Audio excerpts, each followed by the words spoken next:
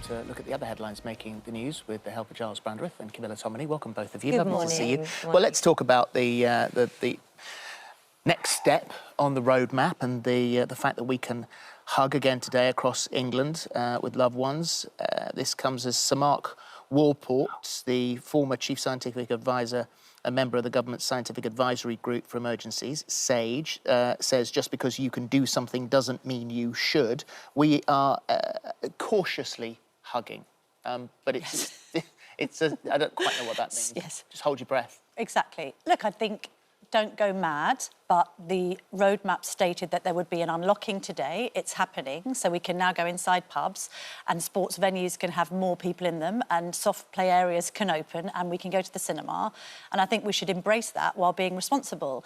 You're going to have experts on later, frankly, who are far more qualified than Gyles and I to talk about the Indian variant. But I think the messaging from the Health Secretary, Matt Hancock, last night was it seems to be the case that the evidence suggests that the vaccinations we've had pretty much protect us against this new variant as well. They're obviously going to take more data on that. But I think with that in mind, psychologically, the country needs to try and return to normal. And you've talked about your face-licking session on June the 21st, which we can all look Welcome forward to that headline, Yeah, by the way. love to come to that. But there is this sense, I think now, I don't know what Gyles thinks, but this sense that we do now have to get into the habit of getting back to normal for the sake of all of our mental health. I think, you know, it's a threat to public health, ironically, if we continue to live in fear when there is far, far less to be worried about. Yes, absolutely. Gyles, I think that we've been waiting for this sort of roadmap to unlock itself. We've had these markers in the sand, and today was a big date in lots of people's calendar. And I feel that when you obviously caution, and yes, we must be, but inside, I'm sort of doing high kicks. Well done you. High kicks and face licking, that's your style. I was and I've been listening out for the postman who's been giving an amazing service all year. I declared that he was the person I was going to be hugging today as my first hug, so long as he wasn't wearing those ghastly shorts. OK? So I'm waiting by the window. I see him coming up and I throw open the door. I rush out to him and he turns and he runs away. He doesn't want to. And I've even I've been shoving this up one nostril, up the other. Actually, it's the left nostril apparently should go up. So I've been doing all the right things, but nobody seems to want to hug me. I'm hoping that tomorrow, when the bin men come, and they are actually bin men around our part of town. I don't wish to be non-inclusive, but anyway, when the bin people come tomorrow, I'm hoping to give them a hug because I'm very grateful to them. But otherwise, I'm going to stick, to be serious, to namastes from now on in. I think we could actually recalibrate. And instead of going back to either air kissing or hugging, we should actually, in the future, just be a little bit more careful. Bow me you, the namaste, is a nice idea. Or even a little elbow bump. Well, I like enough. both of those. Personally, I want my face licked. But actually, there was a Ipsos Mori survey that said it's been revealed that just half of people will feel comfortable greeting others with a hug or a handshake. It's going to take us a while to get used to this. But I think, you know, we've just come out of Mental Health Awareness Week, and I just think all of that positive messaging about having a national conversation about our mental health is going to be thrown away if we live in this perpetual state of being worried. I don't want to be too negative, but at the end of the day, we do need to go back to a point where we accept death as a part of life. There's still a lot of focus, quite rightly, because these variants are coming in, and equally the whole population hasn't been vaccinated yet, and therefore we're looking at the infection rate and the mortality rate, but we've actually been doing that for 14 months. And that's not particularly healthy. And you're always going to have... Talk about winter, for instance. Well, you're going to have a surge in demand on the NHS. You know, should be making preparations now to protect the NHS. There's also concerns in government. You know, a number of people have turned down their vaccinations. And actually, it's not this kind of pernicious nature of a new variant that's going to catch people out. It's going to be people who haven't been vaccinated per se, because the vaccination provides protection against all variants. But if you haven't had a vaccination, you're not protected against anything. So again, there's this drive, come on people, if you haven't been vaccinated, go and get vaccinated. I got vaccinated yesterday, had my first jab. It's easy, it's quick, it's done in a flash, and then you can just get on with the rest of your life. Camilla, let's move on to a different story now. And this was the podcast, the Dax Shepard podcast that Prince Harry appeared on last week. Did you listen to it? Yes. And what did you make of it, Well, Bessie? thought it was soul-bearing. I thought it was obviously interesting from a journalistic perspective. I thought it was ironic that a man who wants to live a quiet life keeps on making so much noise. I have sympathy... He's trying to make a difference, though, isn't he? Is he sort of making noise to... Yeah, but I think you can talk about your own mental health, but then have to be aware of the consequences on other people's.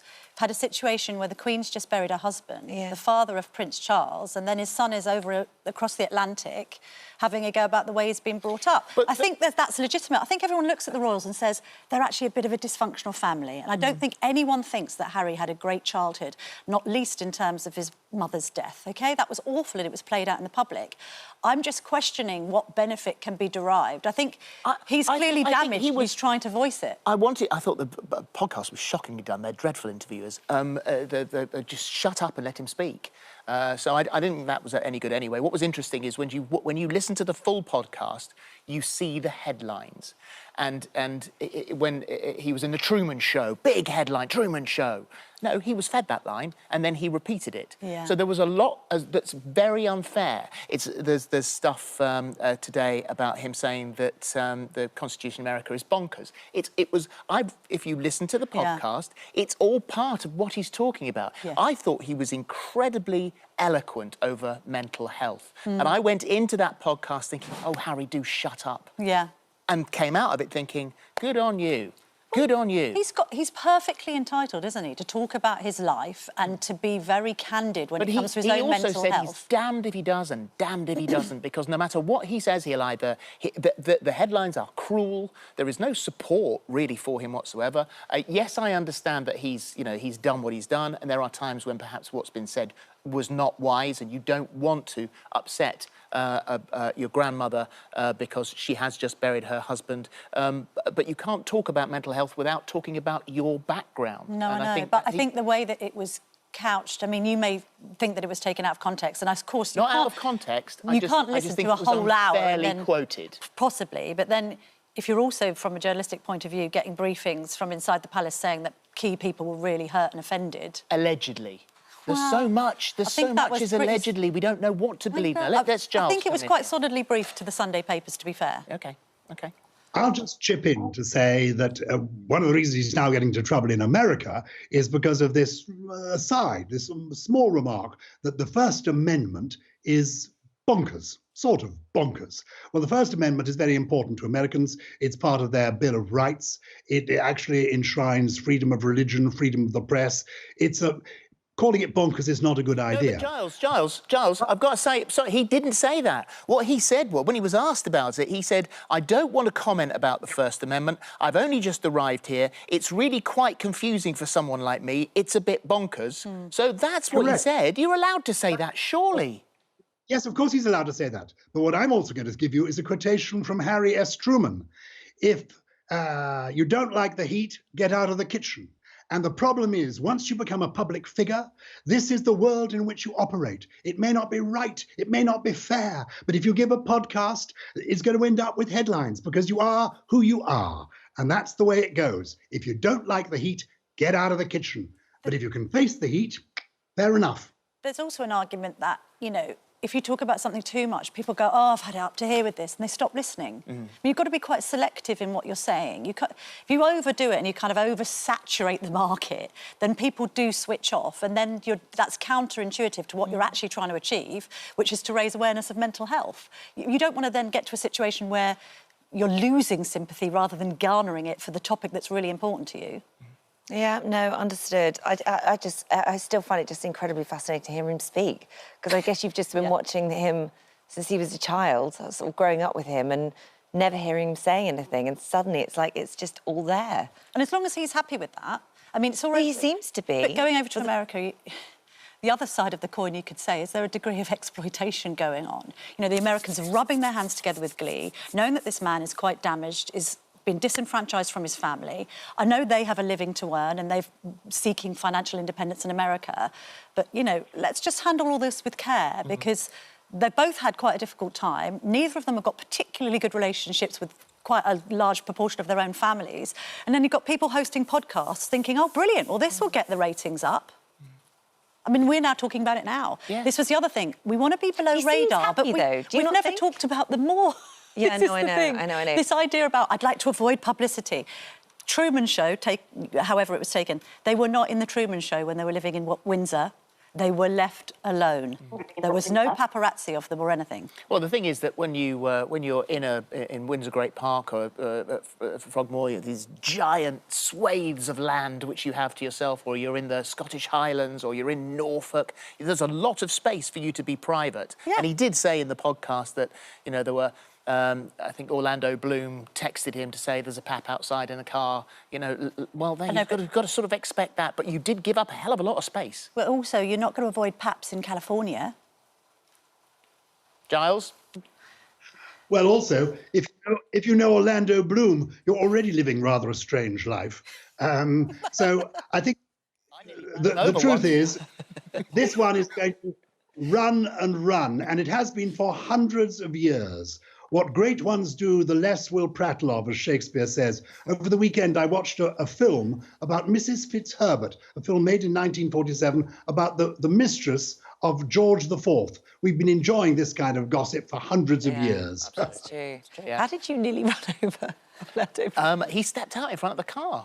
He didn't look. Thankfully, I wasn't going very quickly. Oh, He just stepped out in front of the car, jammed on the brakes, and he looked at me and just went, ah. I thought, it's Orlando Bloom. Let's end on this one. Who is your ultimate dinner date? Dolly Parton's been named the celebrity most of us would love to hound round for dinner.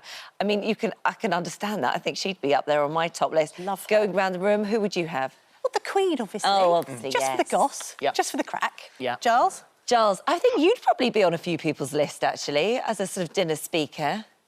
Well, that's a nice idea. I think, actually, I might have dinner with Harry and Meghan, then I could spend the rest of the year cashing in on it. Thank you. Who's yours?